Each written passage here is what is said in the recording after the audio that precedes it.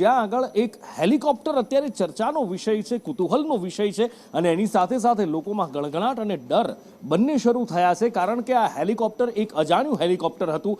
અજાણ્યું હેલિકોપ્ટર અચાનક બિલીમોરાના એક ગ્રામ્ય વિસ્તારની અંદર કોઈ ખેતરમાં લેન્ડ થાય છે. એક વ્યક્તિ નીચે ઉતરે છે, ફોટા પાડે છે અને પછી હેલિકોપ્ટર ત્યાંથી જતું રહે છે.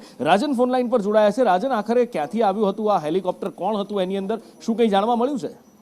જી બિલકુલ નુપુર, જે રીતે આપ જણાવી રહ્યા છો એ રીતે બિલકુલ આ હેલિકોપ્ટર જે છે સંદિગ્ધ હેલિકોપ્ટર હોવાની ચર્ચાઓની શરૂઆત થઈ હતી અને લોકોમાં કુતૂહલનો વિષય પણ બન્યો હતો, કારણ કે સ્થાનિક બિલીમોરા જે ગ્રામ્ય વિસ્તાર છે આ વિસ્તારની અંદર આવું કોઈ હેલિકોપ્ટર પહોંચે અને લેન્ડ થાય અને તે પહેલા આકાશની અંદર 4 થી 5 ચક્કરો લગાવે તો ચોક્કસથી કુતૂહલ સર્જાય અને એક શંકાસ્પદ બાબત પણ કેટલાક સવાલો પણ ઊભા થાય, કારણ કે આ જ વિસ્તારની અંદર ટાઇડલ ડેમ પણ આવેલો છે. પરંતુ ત્યારબાદ આ ઘટના જે છે હેલિકોપ્ટર લેન્ડ થવાની એ પોલીસને પણ ધ્યાને આવી હતી અને જિલ્લા પોલીસ વડાની સૂચનાથી તુરંત જ એસઓજી અને એલસીબીની ટીમે આ બાબતની અંદર ઊંડાણપૂર્વકની તપાસ કરી હતી. જોકે બાદમાં માલુમ પડ્યું હતું કે દમણ કોસ્ટગાર્ડનું ચેતક હેલિકોપ્ટર આ હતું અને આ હેલિકોપ્ટર ખરાબ હવામાનને કારણે આ વિસ્તારમાં લેન્ડ થયું હતું અને થોડીક તકનીકી નિરીક્ષણ કર્યા બાદ આ હેલિકોપ્ટર જે છે તે ફરીથી ટેક ઓફ કરીને પોતાના ગંતવ્ય સ્થાન ઉપર રવાના થયું હતું. નુપુર, એટલે આ હેલિકોપ્ટર કોઈ ચિંતાજનક વસ્તુ આ હેલિકોપ્ટરમાં નહોતી અને